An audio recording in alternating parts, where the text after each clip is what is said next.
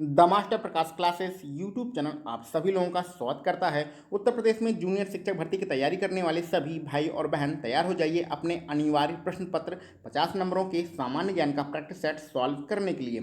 तो चलिए फटाफट हम लोग अपने प्रैक्टिस सेट को सॉल्व करते हैं और देखते हैं किस में कितना है दम। तो इस प्रैक्टिस सेट में जो हमारा पहला प्रश्न है उसमें लिखा गया है, तो जो पुनर्जन्म का सिद्धांत है उसका वर्णन कहाँ से हमें प्राप्त होता है। तो पुनर्जन्म का जो सिद्धांत है उसका जो वर्णन दिया गया है वो शतपथ ब्राह्मण में दिया गया है। आपका पहला विकल्प बिल्कुल सही रहेगा। आगे बढ़ते हैं अगले प्रश्न पर। कांग्रेस का एक अधिवेशन था जिसको हम लोग हरिपुरा अधिवेशन या सम्मेलन कहते हैं। इसमें सुभाष चंद्र बोस ने राष्ट्रीय योजना समिति बनाई थी। अब इस समिति के अध्यक्ष कौन थे यही आपको बताना है। विकल्पों को ध्यान से देख लीजिए। विकल्प आपको पढ़ना है और फटाफट कमेंट बॉक्स में आंसर लिखते चलना है, अथवा आप अपने मन में भी आंसर दोहरा सकते हैं। तो दूसरे प्रश्न का हमारा पहला विकल्प जवाहरलाल नेहरू बिल्कुल सही रहेगा। आगे बढ़ते हैं। लिखित संविधान की जो परंपरा है उसका प्रारंभ किस देश ने किया था। तो आप सभी लोगों को पता होना चाहिए लिखित संविधान सबसे पहले अमेरिका के द्वारा बनाया गया था। दूसरा विकल्प हमारा बिल्कुल सही रहेगा। चौथे नंबर पर चलते हैं। भारतीय संविधान के किस अनुच्छेद में उपाधियों के अंत का प्रावधान किया गया है। तो किस आर्टिकल में उपाधियों का अंत इस बारे में बताया गया है। तो ये है आपका जो सबसे आखिरी वाला विकल्प है आर्टिकल 18 बिल्कुल सही है। आगे बढ़ते हैं। वांचू समिति किससे संबंधित है। तो वांचू समिति है वो प्रत्यक्ष कर से संबंधित है। आपका पांचवा विकल्प आपका पहला विकल्प बिल्कुल सही रहेगा। आगे बढ़ते हैं। छठे नंबर पर कौन संस्था भारत में सतत विकास के लक्ष्यों के कार्यान्वयन के लिए नोडल संस्था है। तो नोडल संस्था के रूप में दिए गए विकल्पों में से कौन कार्य करता है। कंफ्यूज नहीं होना है, सभी लोगों को पता है यहाँ पर नीति आयोग बिल्कुल आपका सही रहेगा। आगे बढ़ते हैं। वह स्तनधारी कौन है जो अंडे देता है। इन चार विकल्पों में बताना है कि वह स्तनधारी कौन है जो अंडे देता है। तो सातवें नंबर में जो दूसरा वाला विकल्प है डक बिल्ड प्लेटिपस, ये आपका बिल्कुल सही रहेगा। कुछ कठिन प्रश्न है ये विज्ञान का। आगे बढ़ते हैं। हड्डी किसका उदाहरण है। विकल्पों को ध्यान से देख लीजिए और इसमें बताना है कि हड्डी किसका उदाहरण होता है। तो आठवें प्रश्न में आपका दूसरा वाला विकल्प जो है संयोजी ऊतक, ये आपका बिल्कुल सही रहेगा। आगे बढ़ते हैं। नौवें नंबर के प्रश्न पर कंप्यूटर निम्न में से कौन सा कार्य नहीं करता है।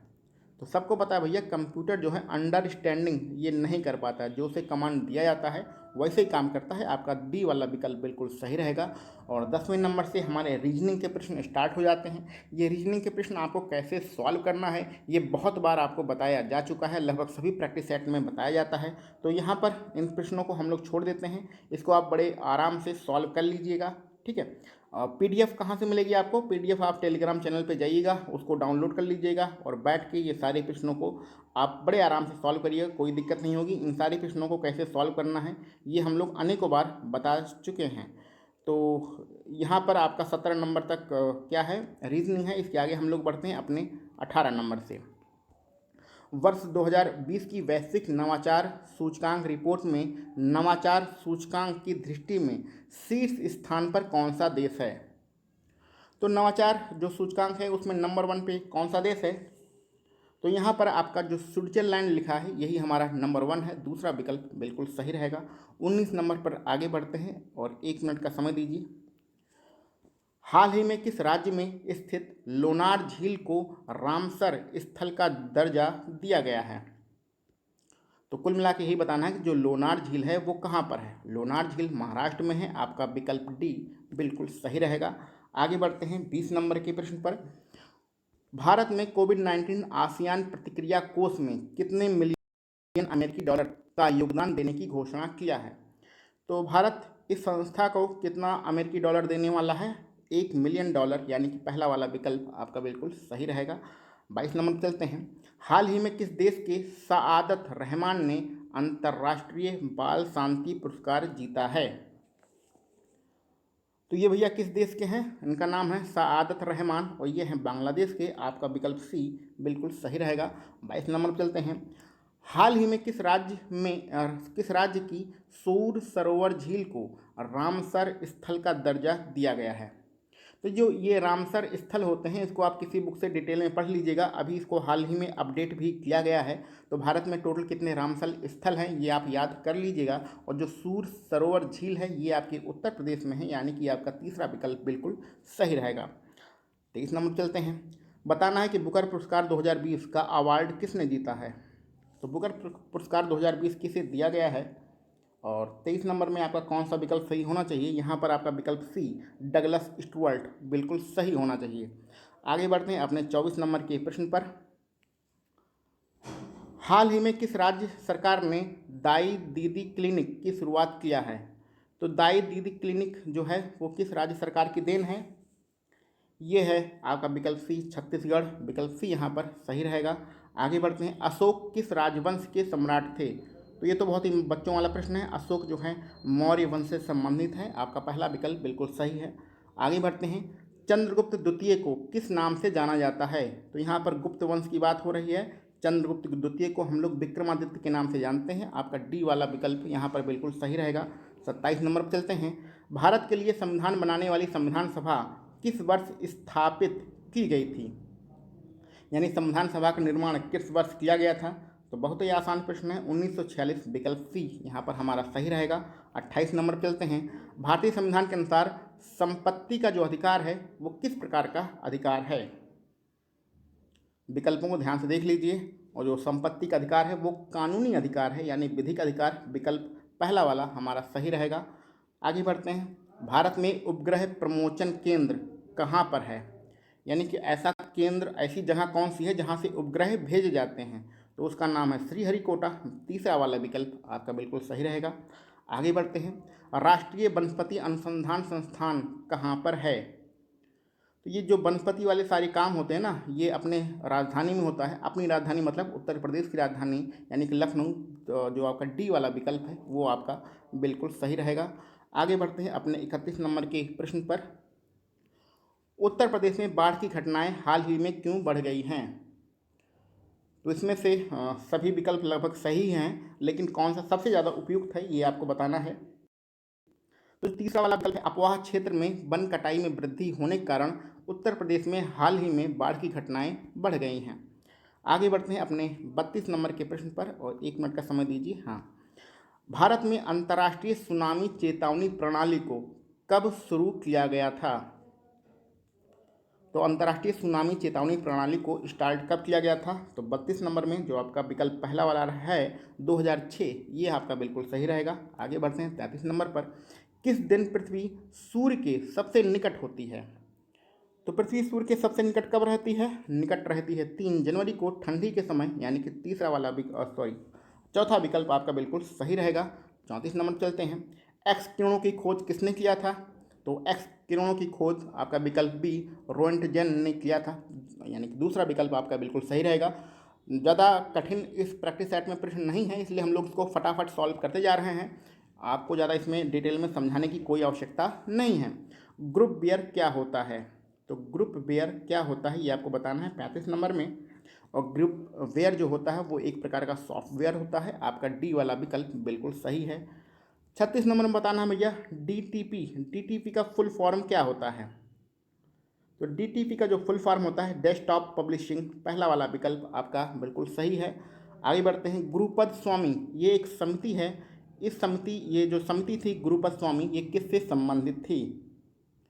तो ये समिति जो संबंधित थी आपका 37 नंबर में विकल्प बी बालश्रम बिल्कुल सही रहेगा। आगे बढ़ते हैं। एक जलप्रपात है जिसका नाम है अमृतधारा जलप्रपात, ये किस नदी पर है? तो ये है आपका हंसदो नदी, यानी कि तीसरा वाला विकल्प आपका सही रहेगा। आगे बढ़ते हैं। नमस्ते ओरछा महोत्सव किस प्रदेश का महोत्सव है? तो जैसे ही इसमें आपने नाम ओरछा सुना, ओरछा कहाँ है? मध्य प्रदेश में है। तो स्वाभाविक सी बात है आपका पहला विकल्प यहाँ पर सही हो जाएगा। आगे बढ़ते हैं 40 नंबर पर। वर्ष 2011 की जनगणना के अनुसार प्रदेश की कुल साक्षरता कितने प्रतिशत थी? तो भैया उत्तर प्रदेश की साक्षरता आपको बताना है 40 नंबर में। आप सभी लोगों ने इस प्रश्न को पढ़ा ही होगा। 67.7% आपका दूसरा वाला विकल्प बिल्कुल सही रहेगा। देश में सोयाबीन राज्य किसे कहा जाता है? तो सोयाबीन राज्य उसे कहा जाएगा जहाँ पर सबसे ज़्यादा सोयाबीन होता है, और सबसे ज़्यादा सोयाबीन कहाँ पर होता है? मध्य प्रदेश में होता है, यानी कि पहला वाला विकल्प आपका बिल्कुल सही रहेगा।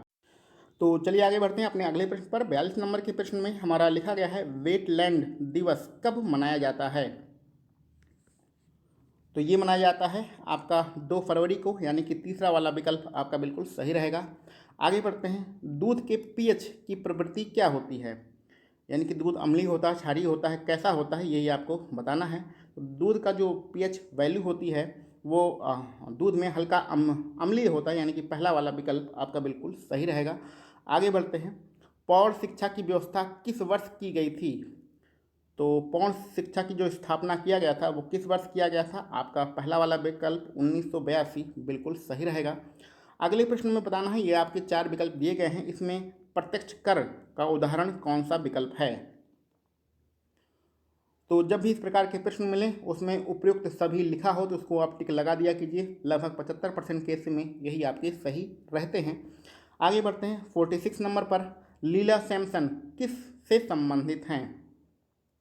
तो बहुत ही फेमस नाम है लीला सैमसन, ये किससे संबंधित हैं? ये आपके भरतनाट्यम से संबंधित हैं, यानी कि पहला वाला विकल्प आपका सही रहेगा। आगे बढ़ते हैं 47 नंबर के प्रश्न पर, और इसके लिए आपको 1 मिनट थोड़ा समय दीजिए इसको एडजस्ट करने में। अब देखिए यहाँ पर एक बच्चों का प्रश्न है, बिहार की राजधानी क्या है? तो बिहार की राजधानी पटना है, इसमें कोई दिमाग लगाना ही नहीं है। 48 नंबर पर चलते हैं, वर्ष 2011 की जनगणना के अनुसार किस जिले में जनसंख्या सबसे कम है? तो उत्तर प्रदेश के किस जिले में जनसंख्या सबसे कम है? सबसे कम है महोबा जिले में, यानी कि आपका दूसरा वाला विकल्प बिल्कुल सही है। आगे बढ़ते हैं 49 नंबर पे, लखनऊ योजना किससे संबंधित है?